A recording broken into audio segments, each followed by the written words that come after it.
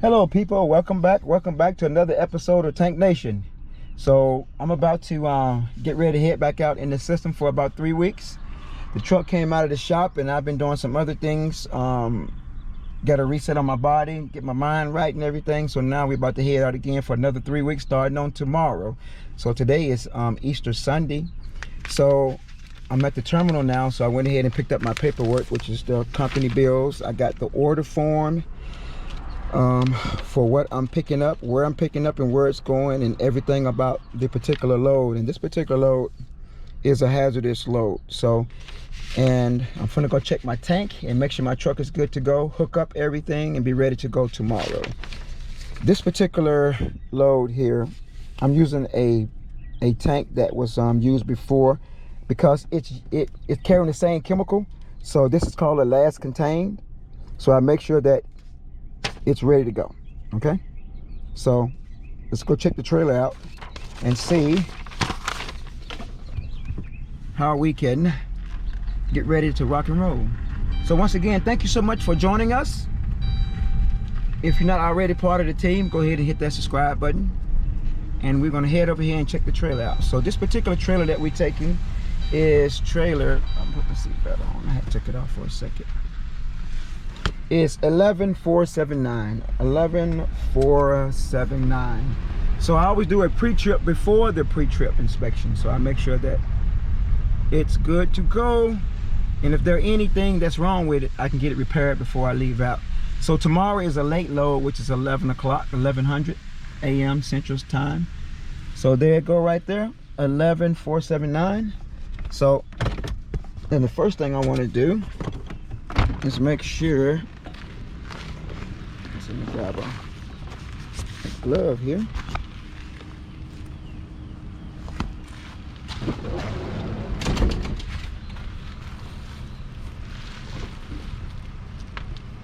Okay, and just kind of walk through. So it's already been placarded already. So it's been placarded because he has a last contain, and I want to make sure that the VIK and the TUC and the P is good to go. So it's in as far as being registered and the registration is good to go, it's good to go.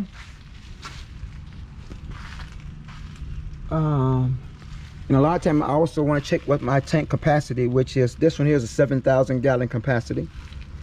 I want to know that. I don't have my tire thumper here with me, but I'm just going to kind of do a pre-thump. This is never a good way, but only I know it's not like flat, so I'm just checking, make sure it's good to go. And like I said, it has already taken a load, so it's already under nitrogen pressure. And we're just kind of checking. Everything is placard. It's good to go. And I'm also checking for any damages that I can first see, like any crazy damages. So now I know that it's good to go. So from here now, and I'm checking my placards and everything. So everything looks good on the trailer. And I don't have the other one. We'll go up top when I hook up to it and move it to another location. So everything looks good. The landing gear everything looks intact. I don't see any kind of craziness. And then I will go back this way again to recheck it to make sure I don't see anything hanging with my braking system or nothing. So nothing is out of the ordinary until I do a more thorough inspection. But I'm just doing an eye test right now, making sure that my steam outlet's good to go. So nothing just stands out, like insanely stands out. And I'm also even checking those holes, make sure there's no bullet holes. I know that sounds crazy, but that was from one of these. They put a new. So off the top of my mind, I know tomorrow that I'm gonna make sure that I get some extra placards, and these are called placards. So this is a corrosive and a flammable chemical that we're taking. Okay, so and now we're going to head back over. Let's head to the truck now. And head to the truck. Alrighty. So this is a lot of pre. I'm huge on doing a pre-trip for the pre-trip for the pre-trip for the pre-trip. Yeah, I know it's getting on out there. Let's just make sure you buckle up. Here. Okay. So now I want to make sure my girl is good to go. So we're gonna get her. She just came out of the shop. So let's go ahead and shut this down. So yeah, she's leaning, but that's only because of how I'm parked. But we just put in new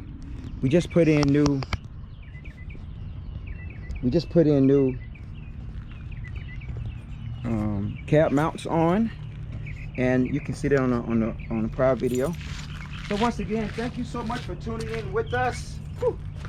Got a toasty out here. Let me put some on my phone here. Hold on. It's a toasty out here.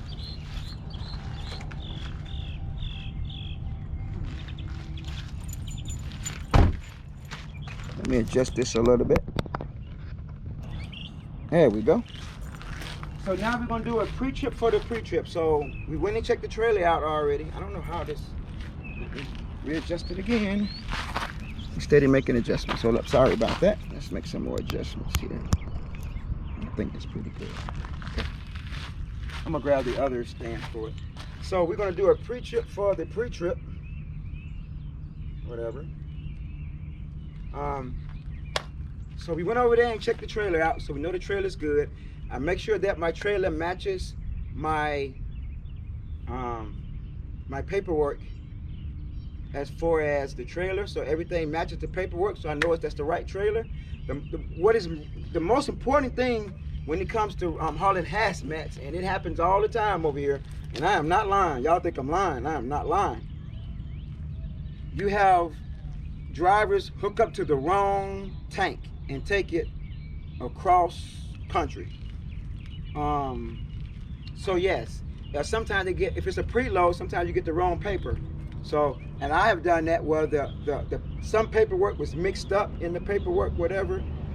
They had two loads mixed up, so I didn't go sheet by sheet by sheet with the paperwork because I got it from another driver. I'm thinking everything is good, so some of the paperwork matched up, and there was a mixture with another load in there. So I got to the other location, and they faxed them to me at the truck stop, whatever, and we was good to go. So make sure you're checking all of your paperwork. Make sure that everything matches up with the chemical, the product, and the trailer that you're taking. And most importantly, make sure you got the right trailer. And when you do offload these chemicals, make sure that you're hooking up to the right outlets when you're hooking up with it and everything. So that's very important. Everything should be labeled, but once the customer signs off on it, the consignee, hey, it's on them. Okay, but you want to make sure you double check and make sure that that product is going to the right line, because it can shut a whole plant down, and that has happened as well too. Okay, so now what we're going to do next is we're going to go ahead and check everything, lift the hood, check everything, check the oil. We did it Friday, but we're going to check it again, make sure everything is good to go. And I'm going to show you what was taking place at the shop, what they repaired.